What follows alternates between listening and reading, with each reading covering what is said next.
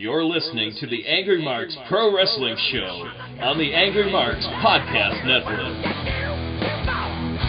He is the one and only, the unbreakable Michael Elgin. Michael, thank you so much for joining us tonight. No, thank you for having me, guys.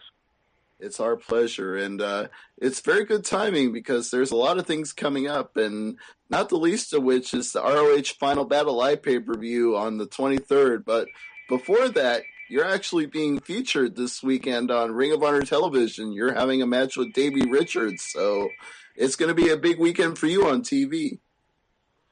Yes, it's a very big weekend.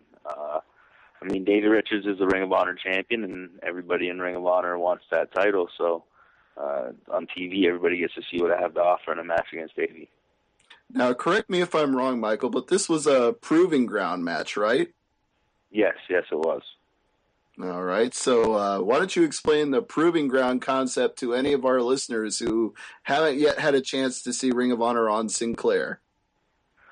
Okay, well, proving ground is that anybody can challenge a champion, but before they get a title match, they have to either beat them or go to a draw with the champion in whatever time limit slotted to that match, or, as I said, a pinfall or submission victory over the champion, and then you're guaranteed a title shot.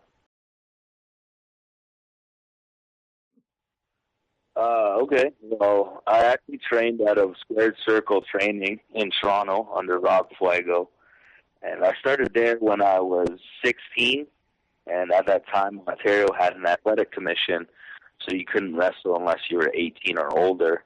So I went out to Detroit with some of the guys who were already wrestling at the time, and actually Truth Martini was running a show, and he had a spot, and I ended up having a four-way on a show back in 2003.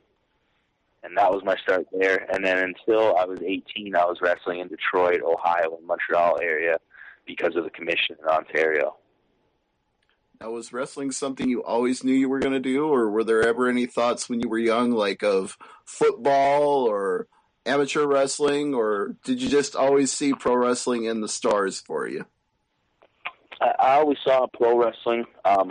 I was the youngest in my family, and I got all the hand-me-down action figures and toys and videotapes, so that was something I was always into. One of the earliest memories I have of anything was actually watching Dusty Rhodes versus Big Boss Man in a steel cage match in my hometown. I must have been like 2 or 3 looking back at the cards that they used to have. That sounds great. Now, have you wrestled, like, besides North America, where's your favorite place to wrestle? Japan, Europe, Australia? Well, actually, unfortunately, I haven't been out of Canada or the U.S. I've had a couple things on the go, and then I always fall through. But everybody that I know that's wrestled in Japan holds it in such high regard, and that's the goal for 2012 is to wrestle in Japan. I'm really surprised you haven't been in Japan. I figured you'd be a natural fit there. You know, I've actually heard that quite a bit as of late, and it's just something that's like kind of like my unicorn. I just can't quite catch it. Now, going back to your Ring of Honor career so far, what would you say is your favorite match? I would have to put it into a top 3, which would be Eddie Edwards versus in, I think it was Boston.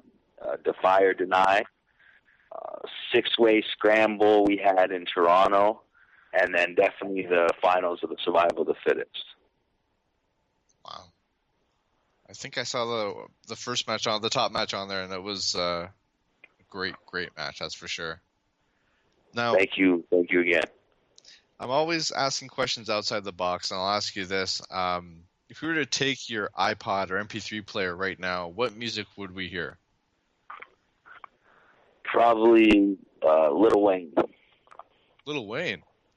Yeah, I listen to a little bit of everything, but that CD's been getting me through workouts lately. All right. Now, if you weren't a pro wrestler, would you, growing up, if UFC was as prominent as it is now, would you make the jump to mixed martial arts as opposed to growing up and pursuing a career in professional wrestling? See, that's hard. Maybe if it was more dominant, like you say, but all the aspects of pro wrestling, you don't see that in mixed martial arts. So to me, I have trained in jiu-jitsu and done some boxing and amateur wrestling and stuff, but it's just not, it doesn't keep my attention like pro wrestling has over the years. But again, if it was a predominant, it might have been a good fit, but sitting back and thinking right now, I think I would have still tried for pro wrestling.